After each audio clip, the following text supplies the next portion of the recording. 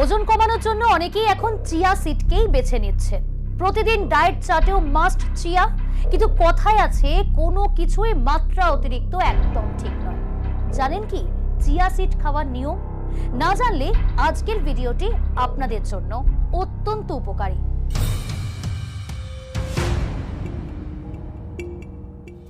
নমস্কার, নিউজ 18 বাংলা ডিজিটালে আপনাদের স্বাগত। আপনাদের সঙ্গে রয়েছি আমি প্রিয়াঙ্কা। ওজন কমানোর জন্য পুষ্টিবিদরা চিয়া বীজ খাওয়ার পরামর্শ দিয়ে থাকেন। নানা রকম পুষ্টিগুণের জন্য ক্রমশই এই বীজের জনপ্রিয়তা বাড়ছে। সালিভা হিসপানিকা নামক উদ্ভিদ থেকে এই বীজ পাওয়া যায়। ওজন কমাতে সাহায্য করে বলে স্বাস্থ্য সচেতনদের রোজের ডায়েট থাকে এই বীজ। আর এই বীজের উপকারিতার একদমই শেষ নেই। তবে খাবার নিয়ম হচ্ছে 1:3। এই চিয়া সিড খাবার বেক করার ক্ষেত্রেও ব্যবহার করা হয়। আবার পুডিং এবং সালাডের সঙ্গেও এই বীজ খাওয়া যেতে পারে। অ্যান্টিঅক্সিডেন্ট সমৃদ্ধ এই বীজ দুধ অথবা জলে ভিজিয়ে খেলেই বাড়তি উপকারিতা পাওয়া যায়। তবে বেশিক্ষণ নয়, খুব অল্প সময়, ধরুন 15 থেকে 20 মিনিট আপনি জলে ভিজিয়ে রাখতে পারেন চিয়া সিড। চিয়া ওজন কমায় ঠিকই, কিন্তু এর অতিরিক্ত ব্যবহারে দেখা দিতে পারে নানান সমস্যাও। হজমের সমস্যা বেশি চিয়া বীজ খেলে হজমের গোলমাল দেখা দিতে পারে। চিয়া বীজে রয়েছে প্রচুর পরিমাণে ফাইবার। পেটের স্বাস্থ্য ভালো রাখতে ফাইবার উপকারী, কিন্তু বেশি খেলে সমস্যা বাড়বেই।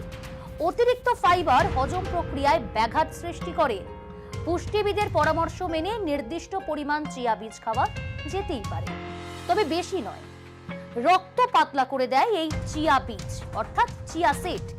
এই বীজে ওমেগা 3 রয়েছে ভরপুর পরিমাণে। এই উপাদান রক্ত পাতলা করে দেয়, শরীরের পক্ষে যা ভালো। কিন্তু যারা দীর্ঘদিন ধরে উচ্চ রক্তচাপের ওষুধ খাচ্ছেন, অর্থাৎ হাই প্রেশার যাদের রয়েছে, সেক্ষেত্রে কিন্তু সমস্যা হতে পারে। তেমন ক্ষেত্রে চিকিৎসকের পরামর্শ মেনে চিয়া বীজ খাবেন আপনারা। শর্করার মাত্রা একেবারেই কমিয়ে দেয় এই চিয়া বীজ।